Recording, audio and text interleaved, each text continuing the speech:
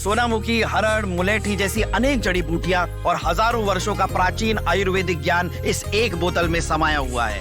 कायम टैबलेट, आपकी खुशियों का साथी। आजकल लोग वजन घटाने के लिए न जाने क्या क्या करते हैं। कोई जिम जाता है, कोई डाइट करता है, तो कोई कई तरह के घरेलू नुस्खों को भी अपनाता है। लेकिन अब बड़ा सवाल ये है कि आखिर खाएं तो खाएं क्या। कई ऐसे लोग हैं जो गेहूं खाने पर मोटापे का शिकार हो जाते हैं। उनकी शिकायत होती है कि रोटी वजन को बढ़ाता है, तो कई लोग बेसन का चीला भी खाते हैं। आखिर बड़ा सवाल यह है कि बेसन का चीला या गेहूं की रोटी वजन घटाने के लिए क्या ज्यादा कारगर है, क्योंकि आज के समय में हर दूसरा व्यक्ति मोटापा से परेशान होता जा रहा है। मोटापा एक आम बीमारी बनती जा रही है। लोग मोटापे की वजह से तमाम तरह की समस्याओं से भी जूझ रहे हैं। ऐसे में एक अहम बात यह हो जाती है कि आखिर वो क्या खाएं जिससे शरीर को भरपूर पोषण भी मिले और वजन भी घट जाए, यानी वजन ना बढ़े। तो चलिए इस वीडियो में हम आपको बेसन का चीला बनाम गेहूं की रोटी के बारे में बताएंगे कि वजन घटाने के लिए क्या ज्यादा कारगर है और गेहूं की रोटी और बेसन के चीले में ज्यादा फायदेमंद क्या होता है। कई लोग वजन घटाने के लिए डाइट करना शुरू कर देते हैं और लगभग खाना पीना छोड़ देते हैं, लेकिन सिर्फ खाना छोड़ने से वजन नहीं कम होता है, बल्कि सही खाना चुनना भी बेहद जरूरी होता है। क्योंकि अगर आप सही भोजन नहीं करेंगे तो कई बार वजन घटाने के चक्कर में आप कमजोरी का शिकार हो जाएंगे और कई तरह की बीमारियों से आप ग्रसित भी हो जाएंगे। भारतीय घरों में आमतौर पर गेहूं की रोटी खूब खाई जाती है। हालांकि आज के समय में बेसन का चीला भी काफी ट्रेंड में है।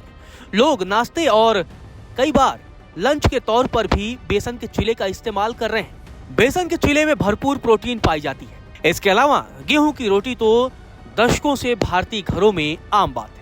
अगर गेहूं की रोटी की बात करें तो गेहूं की रोटी में 70 से 100 कैलोरी पाई जाती है ऊर्जा। गेहूं की रोटी में कार्बोहाइड्रेट और फाइबर ज्यादा पाए जाते हैं। बेसन के चीले में कैलोरी 120 होती है, जबकि चीला में प्रोटीन और हेल्दी फैट ज्यादा होता है। रोटी में चीला से कम प्रोटीन पाया जाता है। गौरतलब है, वजन घटाने में कैलोरी के साथ साथ पोषण की क्वालिटी भी बेहद मायने रखती है।